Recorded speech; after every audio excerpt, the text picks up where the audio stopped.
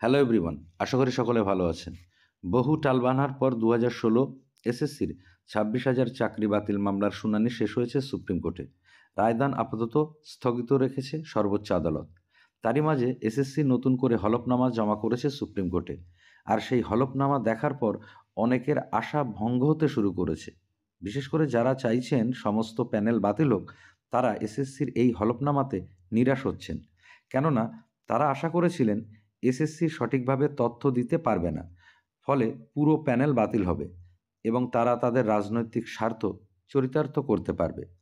কিন্তু SSC supreme কোর্টে যে লেটেস্ট হলফনামা জমা করেছে, সেখানে পরিষ্কার তথ্য ব্যাখ্যাসহ তুলে ধরেছে, যার মাধ্যমে বৈধ এবং অবৈধদের মধ্যে পৃথকীকরণ করা সম্ভব হবে, যার ফলে পুরো প্যানেল বাতিলের সম্ভাবনা একেবারেই নেই বললেই চলে। সেই কারণে যারা পুরো প্যানেল বাতিলের পক্ষে, তারা অনেকটাই আশাহত হচ্ছেন। এসএসসি মহামান্য সুপ্রিম কোর্টে যে হলফনামা জমা করেছে, তার মধ্যে গুরুত্বপূর্ণ বিষয়গুলি হলো: নাম্বার 1, এসএসসি হাইকোর্টের প্রসঙ্গ তুলে ধরে বলেছে যে এসএসসি বরাবরই হাইকোর্টকে সহযোগিতা করতে চেয়েছিল এবং তার প্রমাণ হিসাবে তারা 4টে হলফনামার কথা উল্লেখ করেছে। সাথে সাথে একথাও উল্লেখ করেছে যে ফাইনাল জাজমেন্টের সময় এই 4টি হলফনামার কোনোটাকেই বিবেচনা করা হয়নি, বরং এড়িয়ে যাওয়া হয়েছে।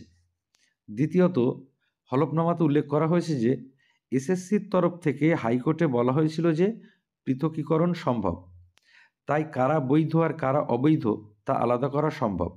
তাই জাজমেন্টের সময় যেটা বলা হয়েছিল যে কমিশন সঠিক তথ্য দেয়নি, সেটা আসলে ঠিক নয়। তৃতীয়ত, 4,091 জন অবৈধ চাকরি প্রাপকের একটা স্ট্যাটিস্টিক্যাল ডাটা দেওয়া হয়েছে এবং সেখানে 4,091 জন কীভাবে এলো তার সম্পূর্ণ ব্যাখ্যা দেওয়া হয়েছে, যার ভিত্তিতে বৈধ এবং অবৈধদের মধ্যে সেগ্রিগেশন করা সম্ভব হবে।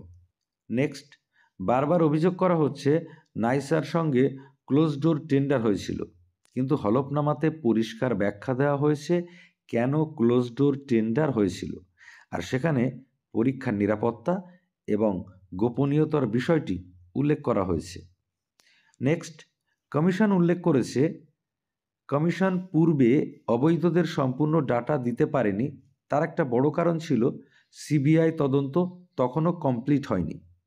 কিন্তু এখন যেহেতু সিবিআই তদন্ত শেষ হয়েছে, তাই এসএসসি সম্পূর্ণ তথ্য সাবমিট করতে পারছে।